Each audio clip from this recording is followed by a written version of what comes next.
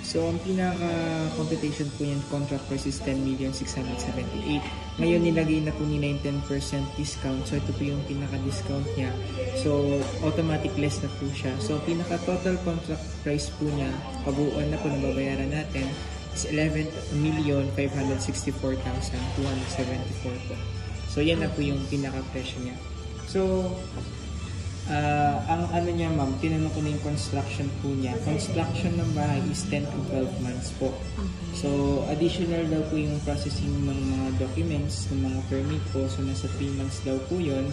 Plus yung application po ng kuryente kay Meralco po. So, that's equivalent of 1 month daw po. So, 14 to 16 months po yung waiting time natin para ma-turn over po yung unit. So, included na dito yung mga Meralco permits and everything? Ang hindi lang po included ma'am is yung sa water installation po. Water? Opo, 5,000 daw po yun.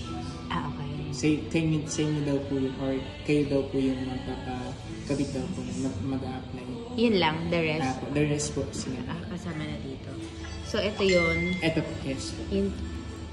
Dito, wala nakalagay, no? Ito po, ay yung pinaka-price po niya. Ay, yung discount ma'am? Wala po, hindi po siya nakalagay dito. Okay.